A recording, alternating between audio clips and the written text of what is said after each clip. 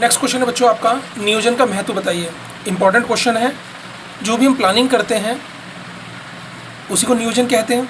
तो नियोजन करने के बेनिफिट क्या है? तो नियोजन करने का सबसे बड़ा बेनिफिट तो यही है कि आप दिशाहीन नहीं भटकोगे। इसमें आपको दिशा मिल जाती है। जैसे आप लोग हो, आपने 11th में कॉमर्स चुनी और आप बस कुछ नहीं मिल रहा तो चलो कॉमर्स ही ले लो। अगर आप ऐसा सोच करके चल रहे हो तो 12th करने के बाद आपको कुछ भी नज़र नहीं आएगा।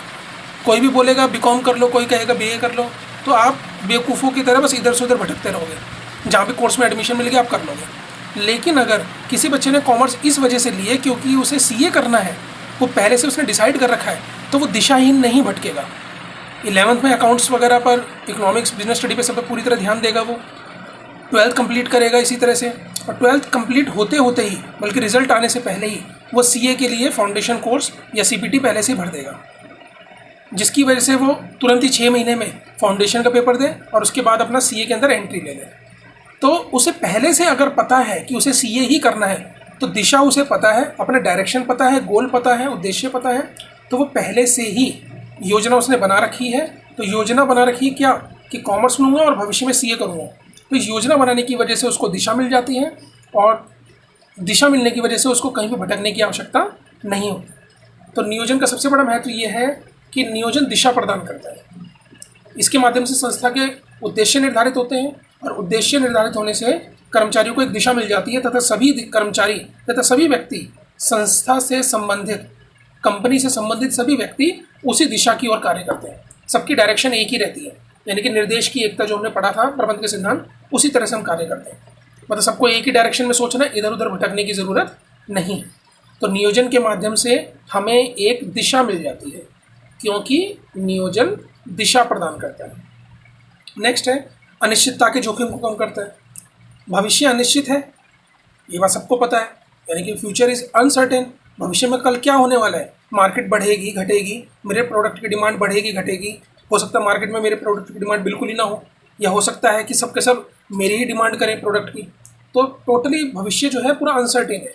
लेकिन जो हम योजना बनाते हैं और अच्छी योजना बनाने की कोशिश करते हैं, तो भविष्य में होने वाली अनिश्चितताओं का पहले से अनुमान लगाते हैं।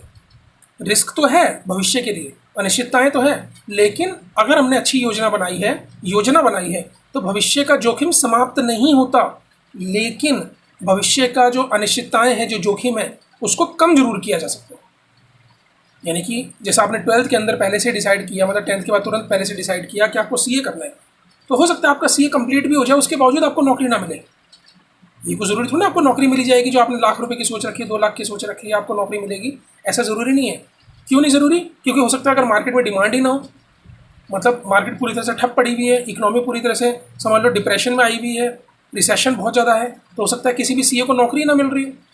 मतलब भविष्य के अंदर ऐसा हो सकता है, लेकिन कम से कम आपकी सीए कंप्लीट होगी, तो थोड़ा जैसे ही रिसेशन खत्म होगा तो आपको नौकरी मिलने के चांस बन तो जाएंगे, आप अपनी पर्सनल प्रैक्टिस तो कर सकते हो। तो नियोजन द्वारा आप भविष्य की अनिश्चितताओं को समाप्त नहीं कर सकते, लेकिन भविष्य की अनिश्चितताओं का जो रिस्क है, जो जोखिम है, उसको कम जरूर कर सकते हो। ठीक है, तो भविष्य के लिए जो हम योजनाएं बनाते हैं, उसमें जितनी भी अनिश्चितताएं हैं, उसमें रिस्क अच्छी योजना की वजह से कम ज़रूर हो जाता है। नेक्स्ट है, ये भ्रम की स्थिति को समाप्त करता है। यानी कि जब कर्मचारियों को पहले से पता है कि हमें क्या करना है, सभी को एक पहले से दिशा मिली हुई है कि हमें उस और ही आगे बढ़ना है, तो वो जितने भी भ्रम की स्थिति है कि ये करें पता नहीं क्या होगा, वो करें तो पता नहीं क्या होगा, ये करना चाहिए नहीं करना चाहिए, ऐसी स्थिति बिल्कुल ही समाप्त हो जाती है। क्योंकि हमें पहले से पता है कि ये हमारी डायरेक्शन है, हमें इन्हीं मशीनरीज पर काम करना है, हमें यही प्रोडक्ट बनाना है, हमें उसी दुकानदार को माल बेचना है, हमें उसी कंट्री को माल बेचना है। ये पहले से हमारे नियोजन किया हुआ है।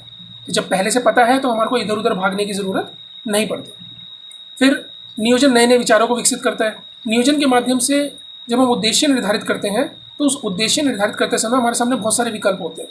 तो जब हमारे सामने बहुत सारे विकल्प हैं, हम उनमें से किसी एक को चुनते हैं। उसके बाद उस विकल्प को पूरा करने के लिए हम और भी नए नए विचार सोचते हैं, मार्केट को सर्वे करते हैं, मार्केट में और लोगों से मिलते हैं, तो बातचीत करते हैं, तो नए नए विचार हमारे सामने प्रस्तुत हो जाते हैं। जैसे मैंने सोचा कि अगर बर्तन बनाने का काम किया जाए, तो बर्तन बनाने का काम भी किन किन तरीक़ों से किया जा सकता है।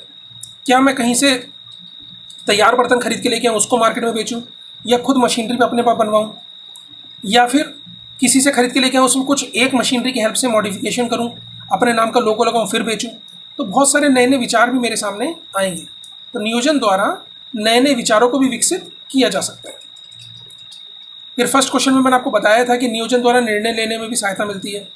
नियोजन द्वारा आप योजना जब बनाते हो तो बहुत सारे विकल्प आपके सामने होते हैं, तो सभी विकल्पों को आप नहीं चुन सकते, आपको सभी विकल्पों में से किसी एक का चुनाव करना पड़ता है। तो आप जब एक का चुनाव करते हो तो निर्णय लेते हो, तो निर्णय लेने की प्रक्रिया को ही क्या कहा जाता है, निर्णयन। और ये सब किसके अंतर्गत शामिल होता है, योजना बनाने में। तो नियोजन के अंतर्गत निर्णय लेने में भी सहायता मिलती है और निर्णय लेने का कार्य भी शामिल होता है। जैसे आपने 10th के बाद 3 स्ट्रीम थी आपके पास, या तो आप आर्ट्स ले लो, या कॉमर्स ले लो, या साइंस ले लो, या फिर आप ह्यूमैनिटी होटल मैनेजमेंट भी जा सकते थे, या पॉलिटेक्निक या ITI भी कर सकते थे। लेकिन आपने कॉमर्स ली तो 5 विकल्प आपके सामने थे या 4 विकल्प आपके सामने थे, आपने उन चारों में से कॉमर्स लेने को चुना। तो ये आपका क्या था, निर्णय था। तो आपने भविष्य के लिए योजना बनाई थी कि हमें CA करना है, उसके लिए मुझे अभी कॉमर्स लेनी पड़ेगी। तो बहुत सारे विकल्पों में से आपने कॉमर्स लेने को चुना, आपने कॉमर्स लेने का निर्णय लिया, भविष्य के लिए आपने योजना बनाई कि मुझे CA कंप्लीट करना है, इसलिए आपने क्या किया, योजना बनाने में निर्णय लिया। तो नियोजन क्या है, निर्णय लेने में सहायक है। नेक्स्ट है, नियोजन द्वारा निर्णय नियंत्रण के लिए प्रमाप निर्धारित किए जाते हैं। आपने योजना जब बनाई तो योजना बनाने में आपने डिसाइड कर लिया कि एक दिन में इतने प्रोडक्ट बनने चाहिए, अगर मेरी सेल इतनी बढ़ानी है, इस सेल से लेकर के इस सेल तक पहुंचना है, तो प्रतिदिन इतना काम, पर डे इतना काम होना चाहिए। तो पर डे के लिए जो आपने प्रमाप बना दी, स्टैंडर्ड बना दी, स्टैंडर्ड हमने नियंत्रण जो सिद्धांत वाले उनमें चैप्टर में पढ़ा था कि इतना काम पर डे होना चाहिए, एक व्यक्ति द्वारा इतने घंटे में इतना काम होना चाहिए, इतनी देर में इतना काम होना चाहिए। इस चीज़ को प्रमाप बोला जाता है, स्टैंडर्ड बोला जाता है।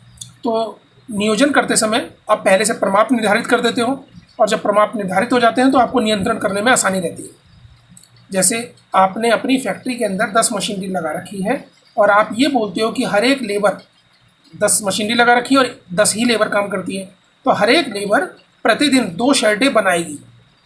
2 शर्टें तो बनाएगी ही बनाएगी, कोई ज़्यादा बना रहा है तो अलग बात है। तो 2 शर्ट आपने बनाने के लिए बोला, इसको क्या बोला जाएगा, 2 शर्टों का स्टैंडर्ड, कि 2 शर्टें तो बननी ही चाहिए।